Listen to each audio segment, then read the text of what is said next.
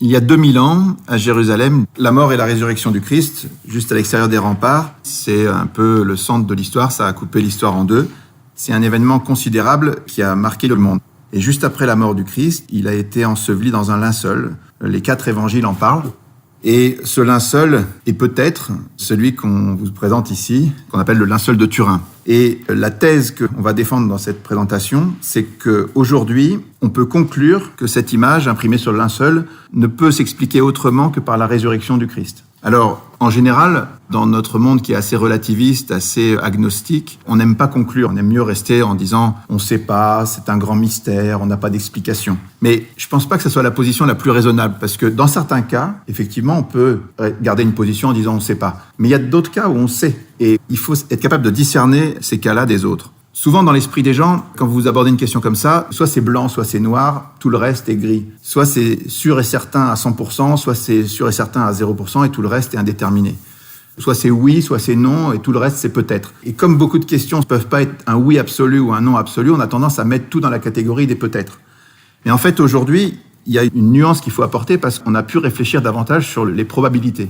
On sait estimer des choses qui sont infiniment improbables ou infiniment probables. Et vous savez que quand on commence à manipuler les puissances de 10, il n'y a aucune grandeur dans l'univers physique qui dépasse 10 puissance 100.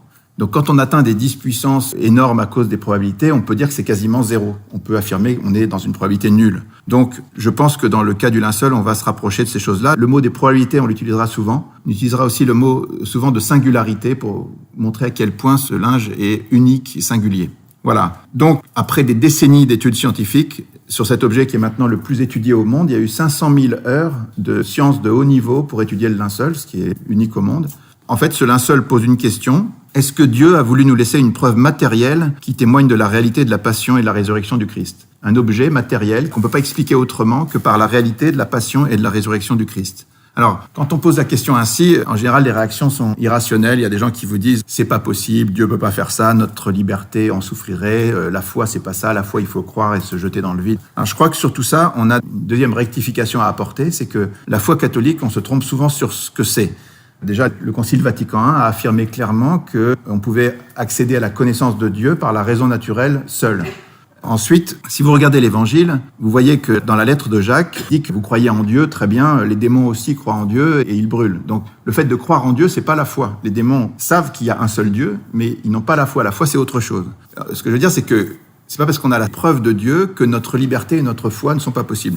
Dans l'Évangile de Jean, c'est très curieux. Jésus est toujours combattu par les pharisiens, les scribes, tout ça.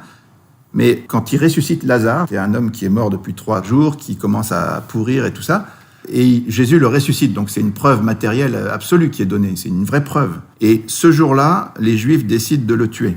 Donc ça veut dire que par rapport à n'importe quelle preuve, même si les preuves sont vraies et valables, on garde sa liberté et on doit faire un acte de foi. Par exemple, quand Jésus, après la résurrection, apparaît à ses disciples, Thomas n'est pas là, il vient 8 jours après, et il dit « je veux mettre la main dans son côté, je veux le toucher » et tout ça. Donc il le fait, le Christ lui accorde, et à la fin, Jésus lui dit « cesse d'être incrédule, sois croyant ». Alors, en face d'une preuve pareille, il y a plus, là c'est la preuve totale, quand on touche le Christ ressuscité après qu'il soit mort, on pourrait se dire la foi n'existe plus. Non, c'est pas ça. Le Christ demande à Thomas d'être croyant quand même. Ça veut dire que la foi, c'est pas la connaissance. La foi, c'est une adhésion de notre liberté. On peut la refuser même en face de preuves qui sont des véritables preuves, comme Thomas ou comme Lazare.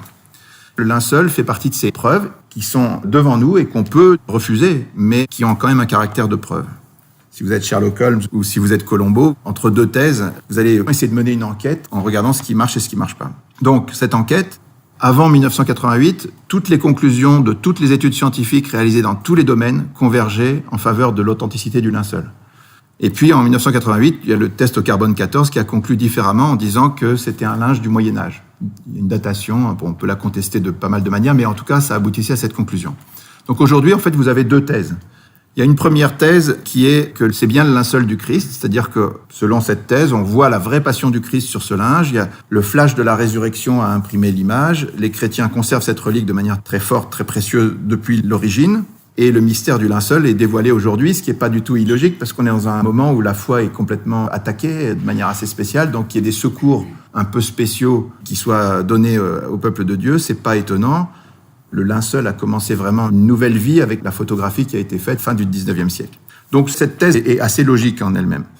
Il y a une deuxième thèse qui est que c'est l'œuvre d'un faussaire ou que ça s'est fait tout seul vers le Moyen-Âge, qui a donc eu une imitation des éléments de la Passion, que l'image a été produite par un procédé qu'on ignore encore aujourd'hui. On a fait passer ce linge pour une relique à partir de 1453 ou un peu avant. Et la science arrivera un jour à expliquer tout cela. Cette thèse a aussi une certaine logique, mais il va falloir qu'on tranche entre les deux.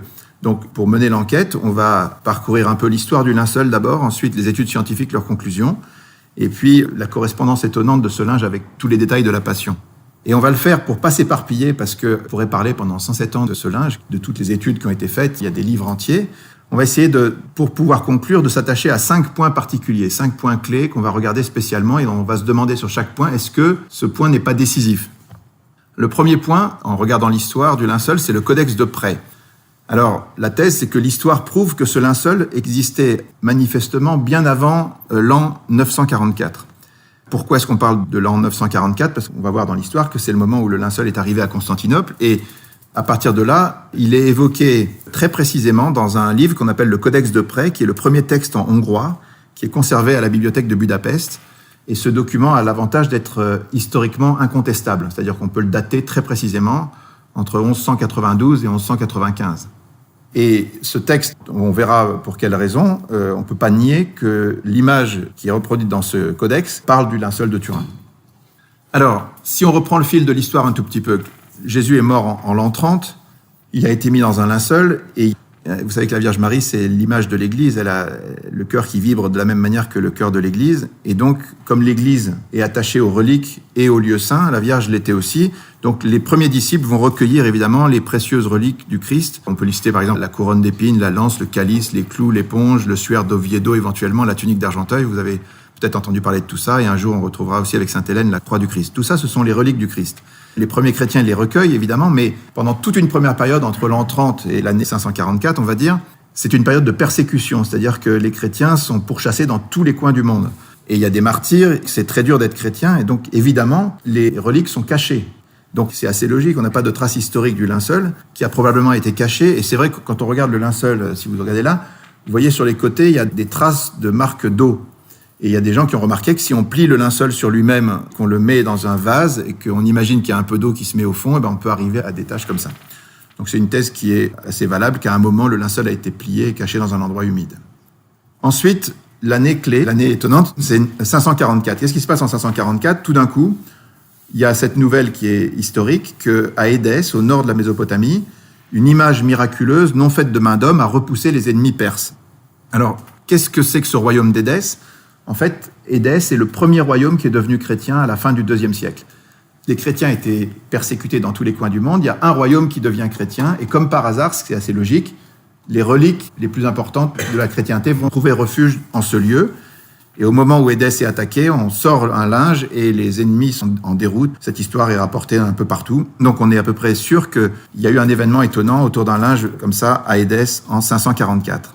Tous les témoignages disent qu'à Édesse, on parlait du visage du Christ. Alors, on a pu, avec les travaux de Aldo Guerreschi, remarquer qu'il y avait des marques de pliage sur le linceul. Il a été plié en 8. On peut imaginer qu'il a été gardé comme ça et qu'on voyait que la partie du visage, et donc on disait que c'était le visage du Christ. Alors, qu'est-ce qui se passe en 544 ? C'est une date pivot pour la représentation du Christ, parce que auparavant, avant 544, le Christ était toujours représenté comme un jeune homme imberbe, un berger avec des cheveux bouclés. On voit ça dans les catacombes, on voit ça à Rome, à Ravenne, à Milan.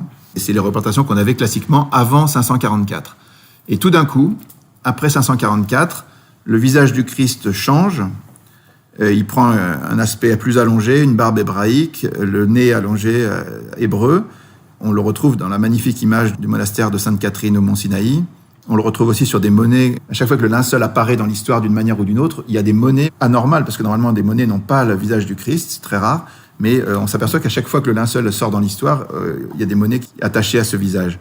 Voilà, dans tous les coins du monde, à la basilique Sainte-Sophie de Constantinople, on représente le Christ sur un modèle qui est le même que celui que vous avez dans l'église où on a dit la messe à l'instant, le modèle que tout le monde connaît. Alors, après cette date charnière, en 650, les musulmans arrivent à conquérir Édesse, et le linge est caché, mais on sait qu'il reste vénéré, il y a des témoignages là-dessus. Et en fait, c'était une certaine providence que le linge soit caché à nouveau dans un contexte musulman, parce que entre 730 et 787, il y aura ce qu'on appelle la querelle iconoclaste, c'est-à-dire que dans l'Empire byzantin, on va se mettre à détruire toutes les images parce qu'on considère que ça ne respecte pas les commandements de l'Ancien Testament, mais il y a toute une querelle là-dessus. Finalement, elle est tranchée par un concile qui dit non, maintenant que le Christ s'est fait homme, il a pris un visage et donc on peut représenter le Christ. Mais si jamais le linceul avait été gardé dans un contexte chrétien, il aurait été détruit. Il y a eu une quantité phénoménale d'images qui ont été détruites à ce moment-là par ceux qui avaient le pouvoir et qui étaient iconoclastes. Donc, par chance, il était caché dans le contexte musulman et il a été conservé. Après ça, l'Empire byzantin, après avoir détruit les icônes, il devient iconolâtre, c'est-à-dire que tout d'un coup, toutes les icônes deviennent extrêmement recherchées et on entend parler de cette icône d'Édesse qui est extraordinaire. Et donc, il y a une expédition spéciale qui est menée par l'Empire byzantin en 943 pour faire une percée dans l'Empire musulman et aller assiéger la ville d'Édesse, tout spécialement. Ça, c'est historique, on le sait de manière certaine. Et finalement, ils s'arrêtent devant la ville d'Édesse et au lieu de faire la guerre et d'attaquer la ville, ils vont négocier pour qu'on leur remette la précieuse relique en échange de 12 000 pièces d'or et de tous les prisonniers qu'ils avaient, c'est-à-dire 200 prisonniers qui sont remis en échange de la relique. Cette relique est ensuite amenée à Constantinople. L'empereur de Byzance la reçoit dans une procession triomphale. On a des dizaines de témoignages là-dessus. Ça se passe le 15 août 944. Il y a un dessin qui est publié 2 siècles après par Jean Skilitzès qui illustre ça. On voit l'empereur embrassant le visage du Christ sur un linge qui a une certaine longueur. Mais est-ce que c'est le linceul de Turin ? On s'en doute, mais on va l'apprendre de manière certaine grâce au Codex de Près. Donc pour l'instant, le linceul est conservé dans l'église des Blachernes et au Pharos, c'est-à-dire l'église des Blachernes, c'est au nord de Constantinople, et le Pharos, c'est là où était l'empereur. On a des témoignages qui circulent de l'un à l'autre. Voilà, Grégoire le référendaire qui est allé chercher le linceul à Édesse, qui a vérifié que c'était bien cette relique qu'on lui remettait en échange des 200 prisonniers et des pièces d'or, il évoque cette empreinte et il dit qu'elle est embellie par les gouttes de sang jaillies du côté du Christ. Donc on voit bien que c'est pas seulement un visage, il y a aussi le côté. Il y a d'autres témoignages encore, mais finalement, comme je vous disais, vers 1190, le linceul est précisément évoqué dans le Codex de Près, qui est ce premier texte en hongrois incontestable. Alors, qu'est-ce qui nous fait penser de manière certaine que c'est en voyant le linceul qu'on a dessiné cette image ? C'est simplement la position du Christ, la position des mains, et surtout le fait qu'on ne voit que 4 doigts du Christ. On ne voit pas le pouce. Et ça, c'est unique dans l'histoire du linceul. Il n'y a aucune image dans le passé qui avait pensé à exprimer un détail comme celui-là. Et d'où ça vient ? Eh bien, le chirurgien Barbet, qui a fait des expériences en 1932, il a écrit La Passion selon le chirurgien en regardant le linceul. Il a constaté que quand on plantait des clous dans l'espace de Desto, non pas dans les paumes des mains comme faisaient toutes les représentations du Christ, mais si vous faites ça sur un corps que vous crucifiez, en fait, le poids du corps va déchirer la main et le corps va tomber. Donc les Romains, qui étaient un peu des experts en crucifixion, puisqu'ils en avaient fait des milliers, ils crucifiaient dans l'espace de Desto, c'est-à-dire au niveau du poignet, et là, le corps tient parfaitement. Simplement, quand vous mettez un clou à cet endroit-là, vous tapez sur un nerf et le pouce se rétracte. Et avec le corps qui est tétanisé, avec la rigidité cadavérique, le pouce va rester dans cette position-là. Et quand le Christ, sur le linceul, met les mains sur le bas-ventre, on ne voit que 4 doigts. Ça, c'est un détail auquel personne ne pouvait penser. C'est un détail qu'on voit sur cette image et qu'on ne voit sur aucune autre image avant le linceul. Donc, on est en présence d'un cas d'école, de quelque chose d'absolument incontestable. Et si vous regardez d'autres détails du Codex de Près, vous voyez qu'à un endroit sur le linge, il y a 4 points qui forment un L. Et en fait, sur le linceul, si vous regardez, vous voyez sur la partie gauche, là-bas, 4 points qui forment un L en haut et en bas. Suite à un incendie, il y a eu des trous qui ont été faits dans le linceul. Donc, ce détail-là, qui est reproduit sur l'image du Codex de Près, ne peut pas non plus être inventé. On est sur des choses absolument incontestables. Voilà. Il y a plusieurs autres détails, on ne va pas rentrer trop dans les détails justement. Alors l'histoire se poursuit en 1203. Il y a un chevalier français qui s'appelle Robert de Clary qui arrive et qui dit qu'il a vu le siloane, c'est-à-dire le linceul du Christ, où notre cire fut enveloppée, qui chaque vendredi se dressait tout droit, si bien qu'on pouvait y voir la figure de notre Seigneur. À Constantinople, tous les vendredis, on exposait le linceul dans toute sa longueur, se dressait tout droit, pour qu'on puisse venir le vénérer. Et puis, arrive cette fameuse date de 1204, 14 avril 1204. Vous savez que la 4e croisade, avec 33 000 croisés français et 17 000 Vénitiens, attaque Constantinople et il pille la ville pendant 3 jours. Ces 3 jours d'horreur, un vrai scandale entre chrétiens. Et à cette occasion, Robert de Clary, donc le chevalier, précise en 1204 que plus jamais personne, ni grec ni français, ne sut ce que le linceul devint quand la ville fut prise. Simplement, on sait que c'est un Français, le chevalier Othon de la Roche, qui pénètre dans l'église des Blachernes, à l'endroit où le linceul était certainement.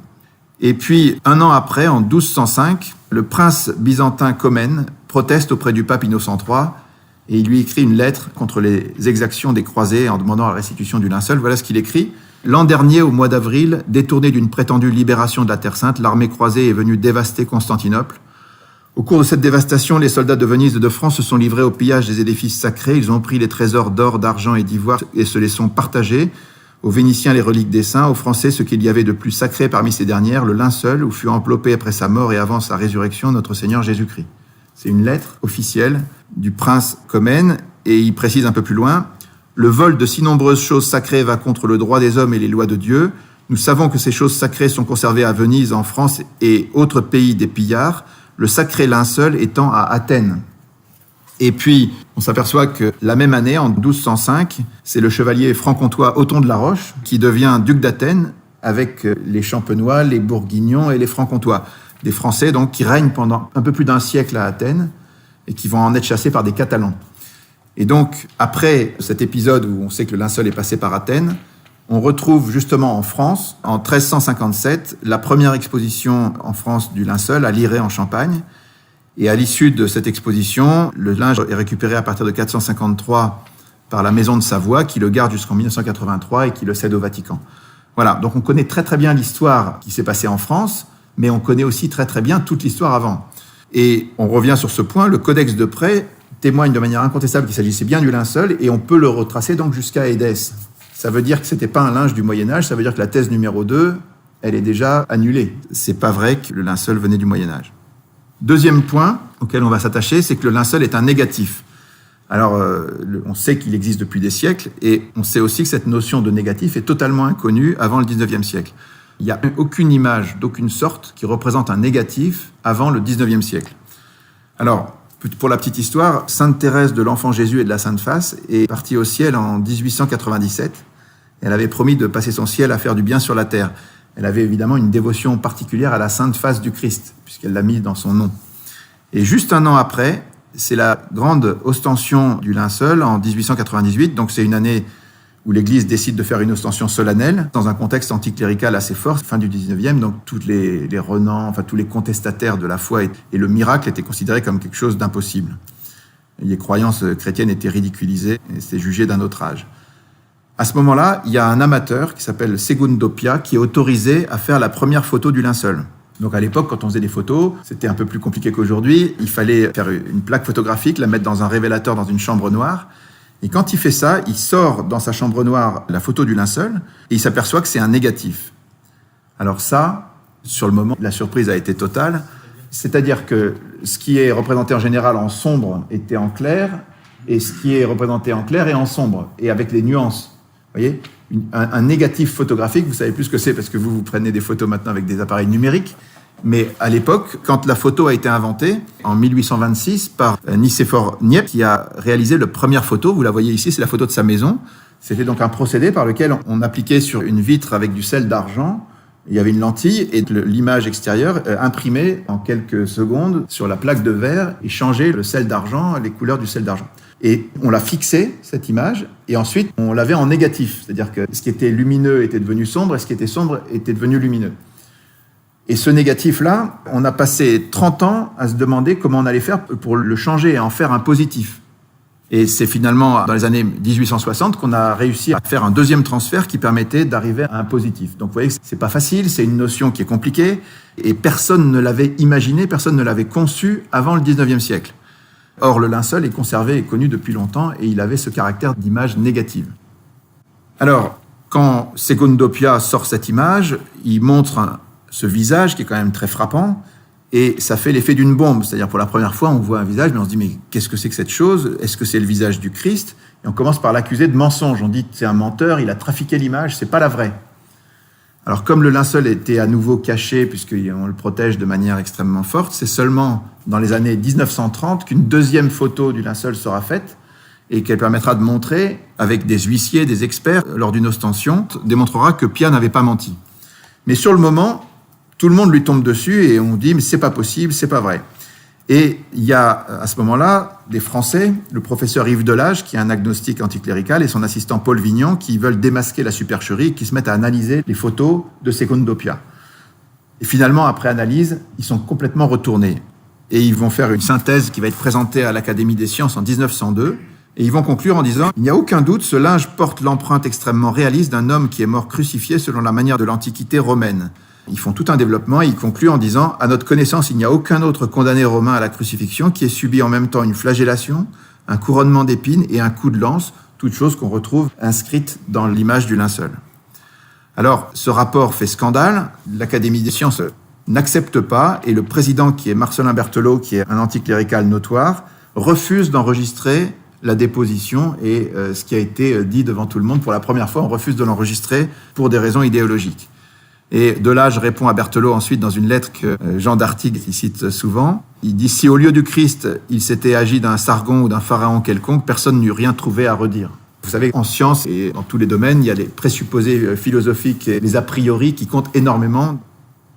Même Einstein, quand on lui a proposé la théorie du Big Bang, il a dit non, c'est pas possible, on va faire autrement, on va mettre une constante pour empêcher que ça soit trop proche de la création biblique. Donc il y a des a priori qui comptent énormément, et là, on ne voulait pas que ce soit le linceul du Christ. Alors, suite à ça, il y aura des tas d'études. La plus importante, ça sera l'étude en 1978 du STURP, donc le Shroud of Turin Research Project, des Américains, 32 scientifiques américains, dont 24 viendront à Turin avec 6 tonnes de matériel et qui feront 300 000 heures d'études sur ce linceul, avec tous les moyens techniques possibles. Ces études, on va les regarder un peu de près, mais restons sur ce premier point. Simplement, le fait que ce soit une image en négatif, c'est juste impossible que quelqu'un l'ait conçu avant le 19e siècle. Cette idée de négatif n'existait pas. Il n'y a aucun exemple dans le passé. Au Moyen-Âge, la notion était inconcevable pour l'époque. Deuxième point, c'était inutile, parce que ça donnait un résultat assez médiocre, flou, disgracieux. Et pourquoi créer un négatif illisible alors que l'image aurait pu être faite directement en positif, comme sur tous les faux linceuls connus au Moyen-Âge. Et puis, troisième point, il y a quantité de détails qui sont à peine perceptibles à l'œil nu. Si vous vous rapprochez du linceul, vous voyez presque rien. Des choses qu'on peut appréhender avec des procédés photographiques très puissants, des procédés modernes. Et ces choses-là existent sur le linceul, il n'y avait aucune raison de les créer alors qu'on ne les voyait pas. Si jamais il y avait eu un faussaire, il aurait fallu qu'il travaille non pour ses contemporains, mais pour le XXe siècle. Globalement, c'est impossible. On peut s'arrêter sur ce deuxième point. À lui tout seul, il montre que le linceul ne pouvait pas être autre chose qu'authentique. Voilà un premier point sur la matière du linceul. Troisième point, ce linge est une sorte d'exposition de l'évangile de la Passion. On recense 18 détails inconnus au Moyen-Âge qui rendent l'image inconcevable aussi à cette époque. Toutes les études qui succèdent pendant un siècle vont conclure, donc comme on avait dit, de manière concordante, et c'est l'objet le plus étudié au monde. Alors d'abord, si on regarde le tissu lui-même, c'est un linge de 4,40 mètres par 1,10 mètre, qui est constitué d'un lin pur et tissé en chevron, c'est-à-dire un procédé de tissage qui était connu au Moyen-Orient au temps de Jésus. Et le lin pur avec un peu de coton, sans aucune trace de laine, ça correspond aux règles des métiers à tisser juifs. Pourquoi ? Parce qu'il y avait 2 textes de la Bible, dans le Lévitique et dans le Deutéronome, qui disaient qu'on ne devait pas porter sur soi un vêtement mêlé de 2 fibres différentes. Donc il fallait bien séparer la laine et le lin. Les métiers à tisser juifs avaient cette particularité, alors que dans tous les autres cas, il y avait toujours des petits bouts qui traînaient, on aurait trouvé un peu de lin ou un peu de coton. Chez les juifs, les choses étaient totalement séparées. Donc dans le linceul, on ne trouve pas de laine. C'est un deuxième point intéressant. Troisième point qui plaide pour l'authenticité, la nudité complète du corps. Jusqu'au Moyen-Âge, même quand on parle du linceul, on le rhabille. Donc que le corps soit entièrement nu, c'était pas du tout dans les mœurs. Il y a des gravures du linceul où on représente le linceul avec habillé pour éviter le nu. Donc ce point-là est intéressant aussi. Quatrième point très frappant, l'homme qui est sur le linceul a été violemment flagellé. On voit 120 traces de coups avec ce qu'on appelle le flagrum romain. Ce sont des petites haltères avec une double bille qui sont caractéristiques des fouets romains. Et si vous regardez bien dans le détail du dos du Christ sur le linceul, à chaque fois vous avez des petits couples comme ça qui correspondent à ces petites haltères avec lesquelles on l'a fouetté. Ça, c'était aussi très très dur à inventer pour des gens qui vivraient au Moyen-Âge. Et on voit bien qu'il a été fouetté par un frappeur à gauche et un frappeur à droite. En double éventail, comme on dit, il était pendu comme ça, comme on le voit sur cette image. Et les 2 frappaient de chaque côté, les coups se sont distribués comme s'il y avait vraiment 2 frappeurs. Donc ça, c'est des choses aussi très difficiles à inventer. 5e point, sur la tête, on voit de multiples traces de saignement causées par des épines qui ont percé le cuir chevelu. Alors, Jean d'Artigues insiste en disant, si on refait le fil de l'histoire, c'est évident. Sur le moment, quand les soldats ont improvisé la couronne d'épines du Christ, ils ont pris le premier buisson à côté, ils sont un peu piqué les mains, mais ils ont fait une sorte de couronne et ils ont cerclé ça avec quelque chose. Donc la couronne du Christ que Saint Louis a acheté si cher pour la garder à Paris, dans la Sainte-Chapelle, en fait, c'est surtout la partie qui entourait les épines. Voilà, donc cette logique qu'on déduit des évangiles, on la retrouve sur le linceul de Turin avec une couronne d'épines qui a percé le cuir chevelu du Christ, en bonnet et non pas de manière circulaire. Ensuite, il y a le coup de lance. Cet homme a reçu, après sa mort, on peut le prouver, un coup de lance sur le côté qui a percé le péricarde. Il y a eu des écoulements de sang qu'on peut voir sur le linceul. Et il y a eu aussi du sérum parce qu'on a fait de la spectrographie, c'est-à-dire qu'on a envoyé une lumière sur le linceul et on s'est aperçu avec la lumière qui a été réfléchie qu'il y avait des traces de sérum humain sur cette partie du Christ. Donc quand l'évangile dit qu'il va sortir du sang et de l'eau, on est pile dedans. C'est un détail aussi qu'on aurait vraiment du mal à inventer au Moyen-Âge. Au niveau du visage, on voit des coups violents, on voit le cartilage nasal qui a été dévié, des tuméfactions sur le nez et sur la joue, quelqu'un qui a subi des coups. C'est un 7e point. On a parlé de ces clous dans les poignets qui sont vraiment quelque chose de tout à fait extraordinaire. Toutes les représentations du Christ avant le linceul mettaient les clous dans la paume des mains et l'exactitude scientifique, elle est sur le linceul. Voilà. Il y avait aussi plusieurs études sur les pollens. Alors elles sont contestées parce qu'il n'y a pas eu de publication scientifique sérieuse. Jean d'Artic disait que la raison, c'était que quand les gens ont fait les recherches sur les pollens, ils ont appliqué des cols pour pouvoir extraire les pollens du linge et les cols déforment les pollens, donc c'est difficile à publier. Mais toutes les études ont dit qu'il y avait des pollens endémiques, c'est-à-dire des pollens qui ne se retrouvent que dans la zone de Jérusalem au moment de la Pâque, du printemps des Juifs. Donc, même si ces études sont contestées, c'est aussi un élément quand même important qui a été testé par plusieurs équipes. Un autre point qui, lui, pour le coup, n'est pas contesté, c'est qu'on a retrouvé de la poussière d'aragonite, la pierre calcaire de Jérusalem. L'aragonite existe dans d'autres endroits du monde, mais on la retrouve dans le nez, les pieds et un genou de l'homme qui est sur le linceul. Donc, dans l'hypothèse du Christ, ça colle parfaitement. Il est tombé dans sa passion, il a tapé sur le sol et qu'on retrouve des petits fragments de la poussière d'aragonite, ça se justifie complètement. Et si jamais quelqu'un devait créer un linceul au Moyen-Âge en France, jamais il penserait à mettre des petits cristaux d'aragonite de la pierre de Jérusalem pour tromper son monde. Enfin, c'est juste impossible.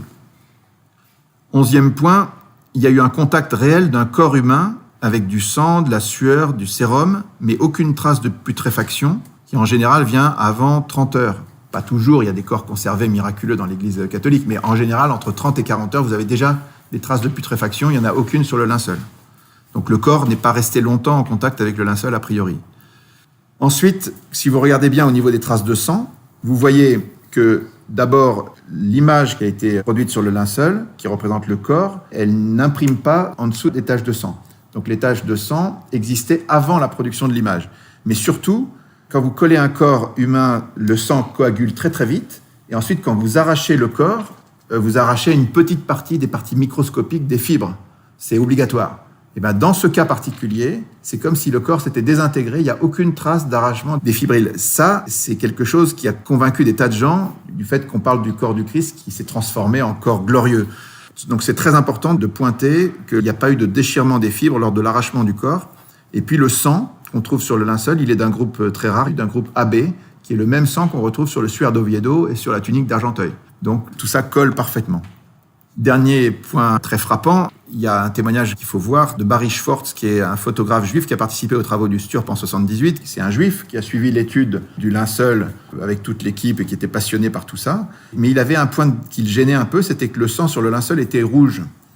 Et il dit, mais c'est pas possible, le sang, au bout de quelques heures, et en quelques années encore plus, il devient noir. Et finalement, un jour, on lui a appris que quand un corps est soumis à un stress intense pendant plusieurs heures, il émet de la bilirubine. La bilirubine qui est générée par le corps va fixer le sang dans le rouge.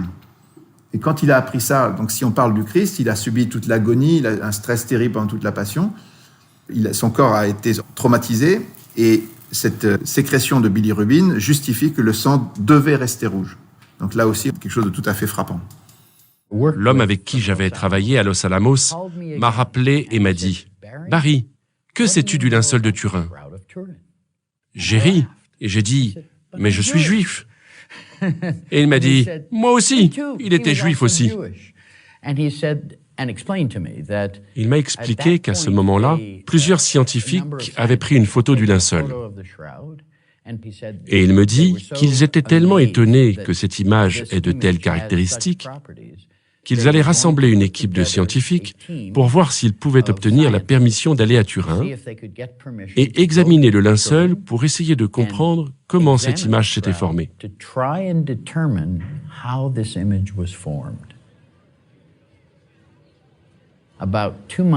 2 mois environ après le début du projet, je me souviens avoir dit à l'un de mes collègues, « Qu'est-ce qu'un jeune homme juif comme moi fait ici ?» Et il a ri et il m'a dit, « As-tu oublié que l'homme du linceul est juif ?»« Non, non, je sais. » Et il m'a donné ce qui est peut-être le meilleur conseil que j'ai jamais eu de ma vie. Barry, va à Turin et fais le meilleur travail que tu peux. Dieu ne nous explique pas son projet à l'avance, mais un jour, tu sauras. C'était un conseil génial, et cela m'a fait rester dans l'équipe. J'allais démissionner. Mais à cause de ces paroles, de Dieu peut-être à travers ses lèvres, je suis resté dans l'équipe. La chose qui m'a empêché d'accepter que le linceul est authentique durant des années, 18 ans, c'est que le sang sur le linceul est encore rouge. Le sang ancien doit être noir ou marron. Personne n'a pu expliquer pendant 18 ans pourquoi le sang sur le linceul est resté rouge. Et en 1995, dans une conversation téléphonique avec le docteur Adler, un chimiste juif qui a prouvé que le sang sur le linceul est vraiment du sang, nous étions en conversation au téléphone. Et là, il m'a dit quelque chose dont je n'avais jamais entendu parler. Quand quelqu'un est torturé sur une longue période de temps, 24 ou 36 heures, à peu près la durée pendant laquelle Jésus a été torturé, le corps entre en état de choc. Jésus n'a pas reçu d'eau, il a été flagellé. Donc il est entré en choc anaphylactique. Après quelque temps, dans ce genre de choc, les parois des cellules rouges du sang commencent à se décomposer. Et le foie répand dans le corps, dans le sang, une enzyme qui s'appelle la bilirubine. Et quand cela arrive, le sang reste rouge pour toujours. Et quand j'ai découvert cela, c'était la dernière pièce du puzzle. Et cela m'a donné la conviction que le linceul est authentique, parce que ça m'a donné une réponse scientifique et crédible à la dernière question que j'avais. Voilà, tous les détails de la Passion se retrouvent sur le linceul du Christ. Et puis, on arrive à un 4e point qui est absolument frappant. Essayer de comprendre comment cette image s'est imprimée, par quel rayonnement l'image s'est imprimée sur le linceul. Alors, on peut être sûr que l'image ne s'est pas imprimée par contact, parce que si vous mettez de la peinture sur un visage et que vous imprimez un linge et que vous enlevez ensuite le linge, vous verrez que le visage est déformé. Or, le visage du Christ, c'est un visage qui n'est pas déformé. C'est pas non plus par peinture, c'est une certitude pour plein de raisons. Il y a une absence totale de pigments, il n'y a pas de collagène. Et puis, on peut dire aussi que l'image qui est imprimée sur le linge, elle a été étudiée par les spécialistes. Le linge est très très fin, il fait 0,3 mm. Et la brûlure, enfin, c'est pas vraiment une brûlure, on appelle ça une oxydation acide déshydratante. Cette oxydation acide déshydratante, elle ne concerne que les 40 premiers microns de la surface du linge. Il n'y a rien en dessous. Si vous le regardez de l'autre côté, vous voyez strictement rien. Donc, n'importe quelle peinture, n'importe quel colorant, n'importe quel objet qui aurait teinté le linge l'aurait transpercé. Sur 0,3 mm, vous êtes sûr. Là, on n'a absolument pas ça. Et quand on analyse de près de quoi il s'agit, cette sorte de brûlure du lin, elle est très superficielle et elle comporte une information de distance. L'image a des teintes dégradées. Cette dégradation des teintes donne une information de tridimensionnalité. En regardant si c'est plus ou moins dense, les brûlures des fibres, on va pouvoir reconstituer une image en 3D du linceul. Il y a Thierry Castetz qui a fait une image 3D que vous voyez sur la gauche, et puis Soons qui a fait un hologramme qui tourne et qui donne un aspect vivant au visage. Ça, on peut le faire simplement parce qu'il y a des parties plus brûlées que d'autres. Et donc, si on interprète cette brûlure en lui donnant une valeur de distance, on reconstitue le visage du Christ. Ça n'existe nulle part dans aucune image, à aucune époque, et on est même incapable de le refaire aujourd'hui. Personne ne saurait refaire ce type de brûlure et ce type d'information sur une image aujourd'hui. Alors, la conclusion de tout ça, c'est que l'image a été produite par un rayonnement qui est extrêmement spécial. Si on veut essayer de comprendre quel type de rayonnement ça pouvait être, vous voyez cette image du Christ, le Christ est à l'horizontale, on peut imaginer qu'il est en apesanteur et que vous avez le linceul qui est parfaitement droit au-dessus et en dessous. Et à un moment, il y a un rayon qui va être vertical, c'est-à-dire orthogonal au linceul, qui va imprimer l'image. Parce que, attention, si vous faites un rayonnement, une lumière classique, vous imprimez rien du tout. Parce qu'une lumière classique, ça part dans toutes les directions. Donc, il n'y a pas d'image nette. Il faut que le rayonnement soit unidirectionnel. C'est un truc de fou. Si vous voulez que le corps s'imprime de cette manière-là sur le linceul, il faut que parte du corps un rayonnement d'autant plus puissant que la distance est courte. Vous voyez, le rayonnement qui crée l'effet de tridimensionnalité, mais aussi que ce rayonnement soit parfaitement orthogonal au linceul, qui doit être plat. Si le linceul était flottant un peu n'importe comment et que l'image part dans toutes les directions, vous n'auriez rien du tout. Vous auriez de la bouillie. Essayez d'imaginer la chose. On parle d'un rayonnement unidirectionnel, orthogonal au linceul, imprimé sur un tapis volant. Si vous raisonnez 2 minutes, il n'y a pas d'autre manière de concevoir la production de cette image. Franchement...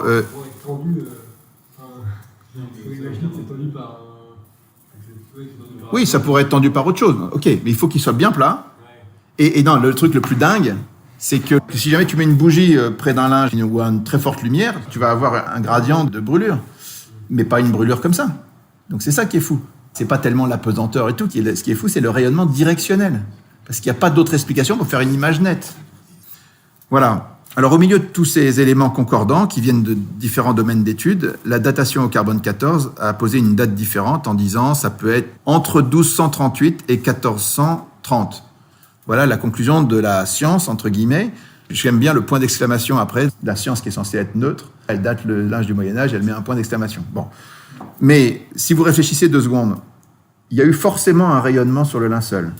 Le père Rinaudot a donné l'explication la plus sensée. Il a dit ce rayonnement, quand on a essayé de faire d'autres expériences pour essayer de s'approcher de cet effet sur le linceul, il s'est aperçu que quand on bombardait le linceul par l'éclatement de particules de deutérium, avec des protons et des neutrons, ça donnait ce type d'oxydation acide déshydratante très proche de celle du linceul. Et donc, voilà, on a un petit modèle du genre d'effet qu'on peut atteindre. Mais quand vous faites un bombardement avec un rayonnement comme ça, vous allez changer le taux de carbone 14. Parce que, justement, les protons et les neutrons vont changer le taux de carbone 14 et vous rajeunissez le tissu. Donc, en fait, il y a une explication qui est tout à fait cohérente, c'est qu'il y a eu un rayonnement de type inconnu en l'an 30 et que ce rayonnement a perturbé le taux de carbone 14 sur le linceul. 5e et dernier point, la singularité absolue. En fait, cet objet, on a bien vu, il est unique et non reproductible de 1000 manières. Comment expliquer qu'il n'y ait aucun autre objet de ce type, qu'on s'en rapproche en rien? Il n'y a aucune image qui reprend même 2 ou 3 aspects de cette image unique au monde. Alors, le raisonnement est très simple. Si cette image pouvait venir de causes naturelles communes, il y aurait d'autres cas semblables. Le fait que l'image ait été provoquée par la résurrection du Christ est la seule réponse cohérente parce que si vous avez un événement absolument singulier comme la résurrection du Christ, c'est normal que ça produise un effet absolument singulier comme cette image. Vous avez une singularité qui répond à une autre singularité. Si par contre, vous excluez la résurrection du Christ et vous voulez que ce soit une cause naturelle ou une cause humaine, il n'y a aucune raison qu'il n'y en ait pas eu d'autre. Vous voyez, il y a une bijection entre la singularité du linge et la singularité de l'événement de la résurrection. Bien. Voilà. Alors, si on essaie d'être honnête dans le raisonnement, chacun de ces points clés dont on a parlé permet de conclure. On peut essayer de résumer tout ça dans un arbre logique. Si vous considérez le linceul de Turin, soit il a été fait par quelqu'un, soit personne ne l'a fait. S'il a été fait par quelqu'un, on sait que c'est forcément au Moyen-Âge ou avant le Moyen-Âge. Or, c'est impossible parce qu'il y a 18 détails qui étaient absolument inconcevables, inconnus au Moyen-Âge. L'image ne pouvait pas être conçue de cette manière-là. On parle du négatif, du tissage, des clous, de la forme des plaies, du sang, du pollen, des calcaires, tout ça. Donc cet objet est vraiment inconcevable au Moyen-Âge, hypothèse impossible. Donc il s'est fait tout seul. Alors soit il s'est fait par rayonnement, soit il s'est fait par contact avec un corps. On a vu que le contact avec un corps, c'était impossible parce qu'il n'y avait pas de déformation de l'image. Donc c'est un rayonnement, on en est sûr, mais c'est un rayonnement, comme on a dit, très spécial. Il est orthogonal et non diffus, il procède d'une oxydation déshydratante acide, il y a un effet qui n'est que superficiel et il recèle une information de distance. Et tout ça suppose un corps en apesanteur avec le linceul autour. Tout ça, c'est strictement impossible à reproduire à ce jour. La science d'aujourd'hui, du XXIe siècle, ne saurait pas refaire une image comme ça. Donc, on peut se dire, ce rayonnement, est-ce qu'il a pu être produit par une cause naturelle ou est-ce qu'il est produit par une cause surnaturelle? La cause naturelle, franchement, elle est très improbable parce que le mécanisme est inexplicable. Il n'y a aucun autre exemple et il y a cette singularité absolue. Si une cause naturelle produisait ce type d'image, les mêmes causes produisant les mêmes effets, dans d'autres situations, on aurait produit des images au moins un peu semblables, un peu comparables. On n'a rien. Donc cette solution est aussi à exclure. Donc en fait, on n'arrive qu'à la seule solution possible, la cause surnaturelle. C'est la seule explication cohérente. Donc on parle d'une image produite par le flash de la résurrection, le corps du Christ avec l'intégralité de l'évangile de la Passion, parfaitement logique, une cause singulière qui explique un effet singulier. Voilà, on est dans quelque chose d'extrêmement logique. Donc en conclusion, à lui tout seul, ce linceul devrait changer le monde. C'est-à-dire que vous présentez la preuve matérielle. Et en gros, vous pouvez dire que l'athéisme est faux. Et alors l'islam en particulier, parce que l'islam dit que le Christ n'a pas été crucifié. Petite parenthèse sur l'islam, c'est quand même étonnant. L'islam dit que les chrétiens vont aller en enfer parce qu'ils croient que Jésus est ressuscité. Bref, ils associent à Dieu ce qu'il ne faut pas associer. Mais dans la vision de l'islam, c'est Dieu qui a substitué au Christ un sosie. Donc Dieu a trompé les chrétiens, en fait, en quelque sorte, et il va leur reprocher ensuite de croire que c'était vraiment Jésus alors que c'est lui qui l'a choisi. Donc, bref. Donc, dans l'islam, on dit que Jésus n'a pas été crucifié, donc si cela est Jésus crucifié, ça ne marche pas. Donc, la foi chrétienne est vraie, et quand on relit la Passion, on est touché aussi, parce que le Christ nous a aimés au-delà de tout ce qui est imaginable. Donc voilà, si on devait s'en tenir à un raisonnement rationnel, on devrait conclure qu'on doit se convertir, que le Christ est vraiment... Oui. Mais la question, c'est que, en fait, moi, c'est quelque chose que j'ai découvert dans le temps, parce que quand j'étais jeune, comme vous, je pensais que les gens étaient raisonnables, je pensais qu'on était tous raisonnables, et que c'était la raison d'abord, et qu'en fait, derrière ça, on suivait notre raison, on était des êtres raisonnables. Et bien, en fait, plus ça va, plus je pense qu'on n'est pas du tout des êtres raisonnables. C'est que la plupart des raisonnements se font sur le sentiment, les intérêts, et en fait... avouer que Dieu existe, avouer que le Christ est vraiment Dieu incarné, mort, ressuscité, ça gêne beaucoup de gens parce qu'ils ont l'impression qu'ils vont y perdre leur autonomie, leur liberté, ça remet en cause leur vie, donc ils préfèrent renier tout ça. Voilà un peu. Mais soyons rassurés, nous les chrétiens, on peut penser que la raison est avec nous et que le linceul est le vrai linceul du Christ. Voilà ce que je pense. Je vous remercie.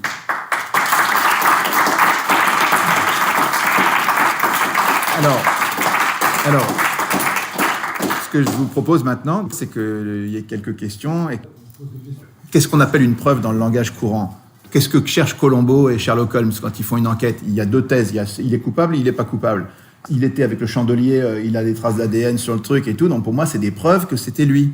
Une preuve, c'est ce qui invalide une thèse et ce qui rend l'autre valide.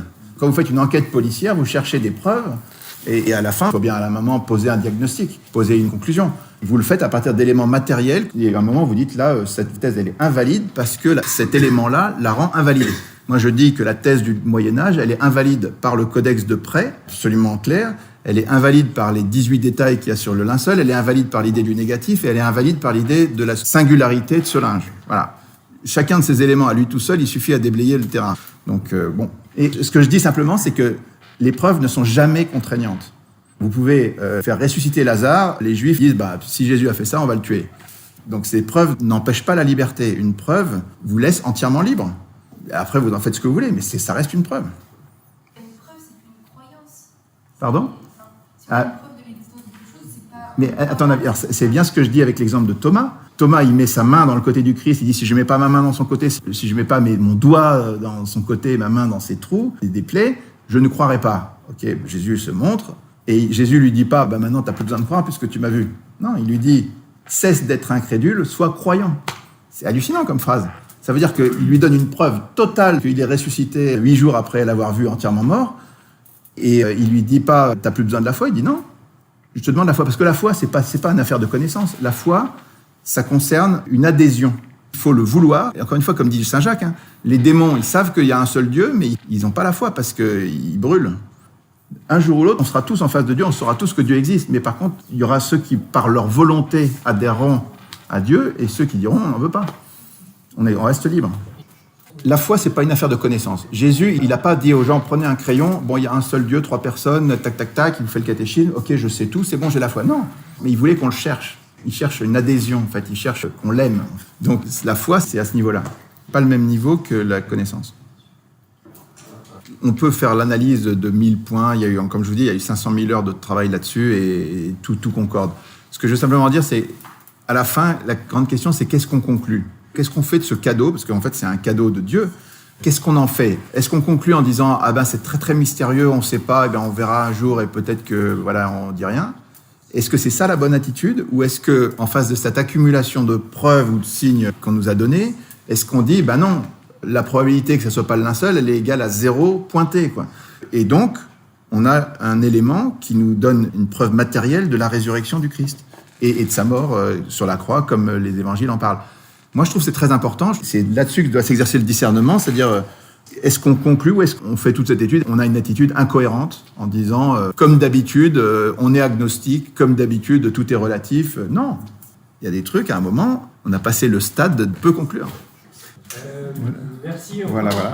Merci à vous.